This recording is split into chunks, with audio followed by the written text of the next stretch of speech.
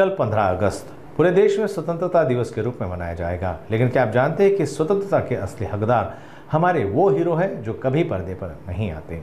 एक ऐसे ही हीरो से स्वतंत्रता दिवस की इस पूर्व संध्या पर हम आपको मिलवाने जा रहे हैं। यह शौर्य पदक विजेता पूर्व सैनिक रमेश बाहेकर। इनकी वीरता को पूरा देश सलाम करता है। सेना में हवलदार के पद पर कार्य कर चुके रमेश बाहेकर वो हीरो है जिन्होंने अकेले 1999 के कारगिल युद्ध में 7 आतंकवादियों को मार गिराया था। उनकी इस बहादुरी के लिए उन्हें तत्कालीन राष्ट्रपति डॉक्टर APJ अब्दुल कलाम द्वारा शौर्य पदक से सम्मानित भी किया गया। कल देश अपना 78वां स्वतंत्रता दिवस मनाने जा रहा है। इस अवसर पर लाल किले से प्रधानमंत्री नरेंद्र मोदी इस बार भी तिरंगा फहराकर देश को संबोधित करेंगे।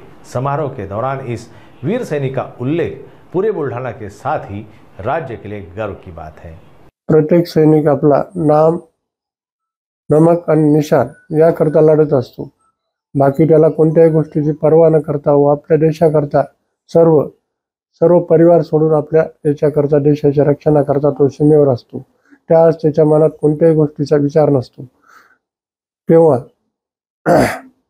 ज्यावेळेस कारगिल लढाई झाली त्यावेळेस एकच होते की आपलं कर्तव्य आज प्रत्येक ग्रुपचा हा मोठा असतो। आज जसं आमचा मराठा ग्रुपचा कर्तव्य मान साहस, आम्ही पहिले कर्तव्य मान साहस हा आमचा मोठा आहे। त्या हिशोबाने लढत असतो। जे आमचं कर्तव्य दिलेलं आहे, ज्याकरता आम्ही भरती झालेलो, जोपर्यंत आमचा तो कार्यशील हे निवड तोपर्यंत आम्ही मागं सरत नसतो।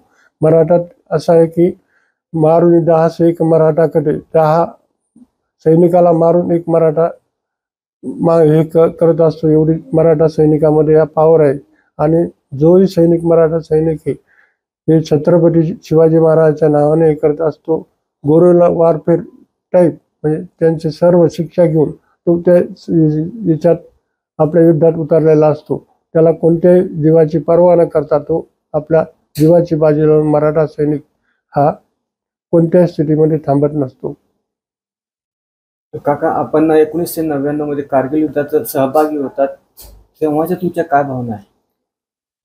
त्यावेळेस एकच होते की आपला देशाकरता जे काही आपल्याकडून होईल तेवढं आपण शौर्य धैर्य हे दाखवून आपलं कार्य पार पाडणे आणि त्याचे जेव्हा त्याचा प्रत्युत्तर देणे। त्यावेळेस परिस्थिती अशी होती की मी RR हॉस्पिटलला ॲडमिट होतो। माझे ऑपरेशन पूर्ण झालेले होते। त्या स्थितीमध्ये मला तिथून आर्मी हेडक्वार्टरमधून हे लेटर आलं आणि राष्ट्रपती महोदयांनी बोलवलं। तिथे गेलो मी आणि माझा तिथं अलंकार समारोह पार पडला। त्यावेळेस मी अभिमानानं माझ्या घरच्यांचं आणि माझ्या परिवाराचं सगळ्यांचं मनोबल हे उंच होतं। एका साईडला घरच्यांच्या डोळ्यामध्ये अश्रूही होते की मला कॅज्युअल्टी असल्यामुळं की मूर्तीच्या मुखातून बाहेर पडलेलो होतो। आणि एका याच्यामध्ये आनंद अश्रू सुद्धा होते माझ्या फॅमिलीची। अशी अवस्था होती कारण माझी जवळपास एक साईड चेहऱ्याची पूर्ण बाजू ही गेलेली होती।